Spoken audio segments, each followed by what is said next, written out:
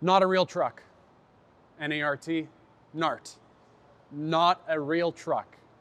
Those are the words that you hear quite often all over the web and I guess in pop culture when referring to the Honda Ridgeline.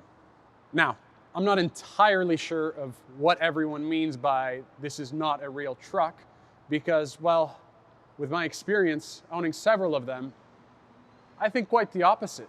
This right here behind me is my 2010 Honda Ridgeline. Dude, I'm filming here, man. Dude, watch yourself. Hey buddy, I'm driving right here. What are you doing standing in the way? Don't you see the tripod? I'm filming a car video about why the Honda Ridgeline real truck. You drive a Honda Ridgeline? I do drive a Honda Ridgeline. Me too, man. No kidding, I didn't realize. Hey man, you mind if I hop in your video real quick? Yeah, that's of course. Well, actually, as a Honda Ridgeline owner, I'd love to ask you some questions about whether or not you think it is a real truck. All right, let me tell you right now, this is the real deal. Man, look, this truck is a real truck, and I'm going to tell you why. Now, you may have heard that trucks are supposed to be on leaf spring suspension at the bed. Don't listen to that. We got huge towing capacity here. Granted, I'm not going to be towing a huge rig. I can, but I won't. I got space in the bed. I got a Cybertruck shape. Where are you going to find that nowadays? But the Cybertruck. I got such a slick pattern going on, and not to mention this is an Odyssey chassis right here. You know what's the Odyssey? It's one of the most reliable vehicles in North America. Granted, it's a Honda. I've also got a Honda engine in here. You know what that means? I got reliability and I got VTEC. If I got VTEC, I got a nice sounding engine and powerful too. Marco, what do you think? You've had quite a few of these trucks by now. You've got some experience. What are your thoughts? Now, this truck just about completes it. I'd say as an entry level, this will definitely get you into the trucking world. You do have nearly a full-size bed at just over 5 feet. And can I talk about storage compartments? You've got so much room in this vehicle. You have a full-size cabin.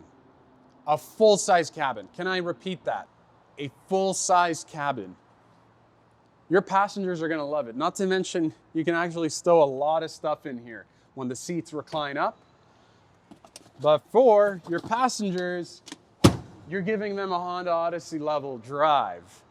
Like, let's be real here. Okay, you guys, our bed's awesome. You can practically sleep in this bed. Those of you saying it's not a full-size bed, well, just drop your tailgate. Everything fits inside. From 4x8s to 2x4s, by 8s, by 10s, whatever it may be, it'll fit. All right, guys, you might think that for a bed like this, it's a bit too small, I can't fit anything, I'm a tradesman, I need space. You're wrong. You might be a tradesman, but you got just what you need. Let me show you.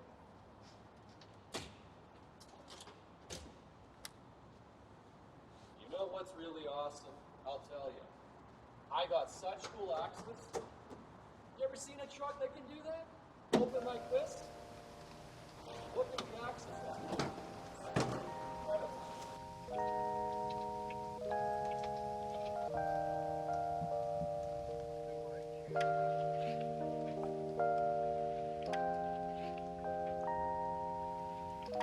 So, Daniel's truck is fantastic.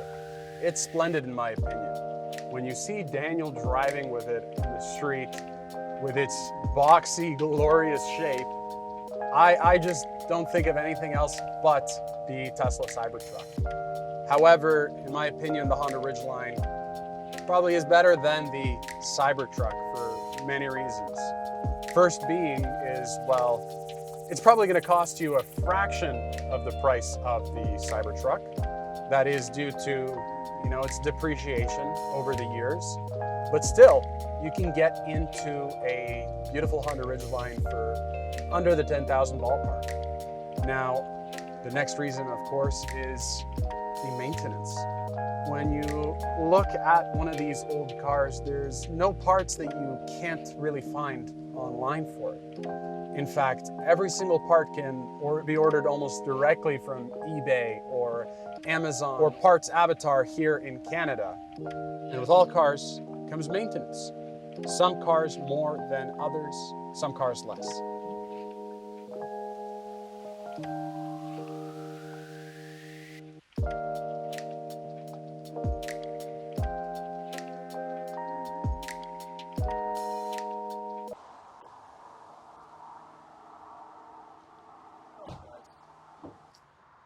Daniel, isn't the Honda Ridgeline the best starter truck for under $10,000? You're very right about that, pal. The 10,000, under the 10,000, you're looking at the most perfect vehicle you can get. You got options, you got a Ranger, you got a Dakota. Listen, we're talking about higher size, more towing capacity, something that is also great, also reliable, and original in its own many ways. So Daniel, you didn't pay 10 grand for this car. I know that you did not pay 10 grand for this car. How much did you really pay for this Honda Ridgeline? I got this bad boy for $3,000. And that's just about the price that I paid for my original Honda Ridgeline. Obviously, you had to put in some work into it to get it into the best running shape possible. Absolutely. So what was the most expensive repair you've done on this car since owning it? You know, honestly, it was changing all the CV axles. Granted, I have some background. I did the job entirely myself, but I never spent more than $500 on that, and that was it. So that was preventative maintenance too, mind you.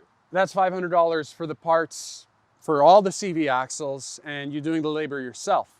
Granted, you can expect to pay a bit extra if you have to outsource the labor to a mechanic shop. However, there are some other things that, don't require the same skill level.